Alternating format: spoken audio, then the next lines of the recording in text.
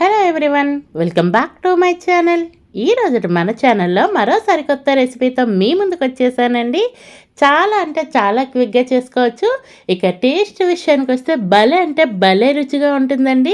నోట్లో పెట్టగానే ఇట్టే కరిగిపోతుంది వెన్నలా. అయితే మీరైతే ఫుల్గా వీడియో చూసేయండి, ఎక్కడ స్కిప్ చేయకుండా. రెసిపీ అయితే సూపర్ ఉంటుంది, అలాగే సింప్లీ సూపర్ రెసిపీ అండి. ఇక రెసిపీ అయితే స్టార్ట్ చేసుకుందాం. దీనికోసం అయితే ఫస్ట్ స్టవ్ వెలిగించి ఒక కళాయి పెట్టేసుకోండి. ఏదైనా ఒక కప్పు మెజర్మెంట్ పెట్టుకొని ఒక 2 కప్పుల వరకు నీళ్ళను వేసుకోండి. ఏ కప్పుతో నీళ్ళు వేసుకున్నామో అదే కప్పుతో 1 కప్పు సుజీ రవ్వ అండి, తెల్ల రవ్వ ఉప్మా చేసుకుంటాం కదా, ఆ రవ్వని ఇలా వేసుకునే నీళ్ళు మరిగినాక కొంచెం కొంచెం రవ్వను వేసుకుంటూ ఇలా కలుపుకుంటూ కుక్ చేసుకోవాలి. అలాగే ఇందులోనే ఒక 1/2 స్పూన్ వరకు జీలకర్రను వేసుకోండి. ఒక 3-4 స్పూన్ల వరకు పచ్చి కొబ్బరి తురుము లేదా ఎండు కొబ్బరి తురుము ఉంటే వేసుకోండి, టేస్ట్ చాలా బాగుంటుంది. ఇలా వీటిని వేసుకున్నాక మొత్తం అంతా బాగా కలిసే విధంగా కలుపుకోండి. అలాగే ఇందులో టేస్ట్కి తగ్గ సాల్ట్ వేసుకోండి. ఈ సాల్ట్ని కూడా బాగా కలిపేసుకోండి నేను వీడియోలో చూపించిన విధంగా.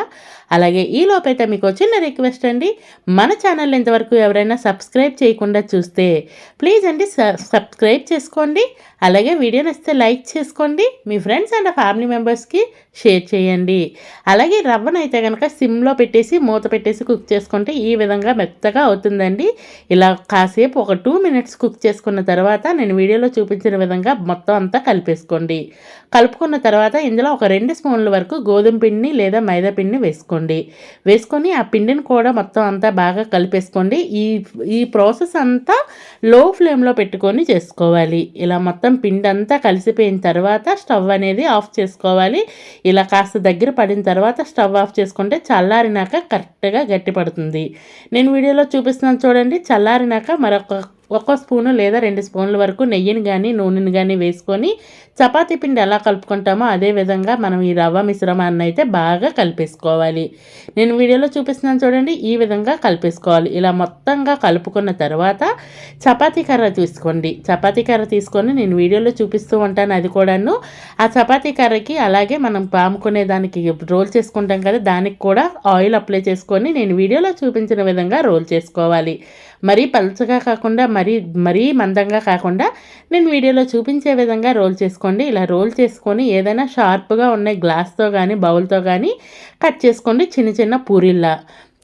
చూస్తున్నారు కదండి, ఈ విధంగా కట్ చేసుకోవాలి. నేను చేసుకునే వాటికైతే ఒక 7 వరకు వస్తుంది. మళ్ళీ ఈ ఎక్సెస్ ఉన్న పిండిని కూడా తీసేసి మళ్ళీ అదే విధంగా రోల్ చేసుకొని దానిని కూడా ఈ విధంగానే కట్ చేసుకొని అన్నింటినీ రెడీ చేసి పెట్టేసుకోవాలి.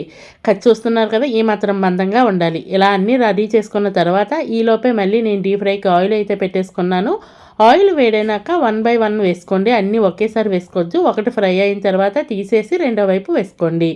ఇలా 1 సైడ్ కలర్ వచ్చినాక రెండో వైపు కూడా టర్న్ చేసుకుంటూ పైనుంచి ఆయిల్ వేస్తూ ఉంటే పూరీల్లా బాగా పొంగుతాయండి. ఇవి లైట్గా గోల్డెన్ బ్రౌన్ కలర్ వచ్చేంత వరకు వీటిని ఫ్రై చేసుకున్న తర్వాత సర్వ్ చేసుకోవడమే. నేను రెండోది కూడా చేసి చూపిస్తున్నాను చూడండి, చాలా టేస్టీగా ఉంటాయి. మీకు ఇందులో కాస్తంత స్వీట్నెస్ కావాలి అనుకుంటే పంచదారను కూడా వేసుకోవచ్చండి. పంచదార వేసుకున్నా కానీ టేస్ట్ బాగుంటాయి. ఈ విధంగా కూడా చాలా చాలా టేస్టీగా ఉంటుంది. ఫైనల్లీ మన రెసిపీ అయితే రెడీ అయిపోయింది. Ready to eat. Thank you for watching. Please do subscribe.